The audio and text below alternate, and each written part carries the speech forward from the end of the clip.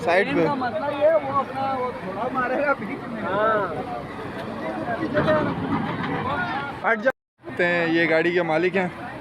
जी हाँ नाजरीन, इस वक्त शदीद गुस्से में इनकी ये पता नहीं डायमंड कोई गाड़ी का नाम बता रहे हैं, वो फंसी हुई है और कह रहे हैं मुझे जाने दो, मैं निकाल लेता हूँ, लेकिन यहाँ से आगे कदम नहीं उठा रहे कि आगे मैं जाऊँ और गाड़ी को अपनी हिफाजत कराऊँ। बड़े लोग, इनको टेंशन किसी चीज़ की नहीं है, पैसा बहुत है, गाड़ी डूब जाए कुछ भी हो जाए क्या फ़र्क पड़ता है। हम लोग गरीबों से पूछो 70 पे आए और 70 भी उधर पीछे खड़ी की है ताकि पानी में ना आ सके।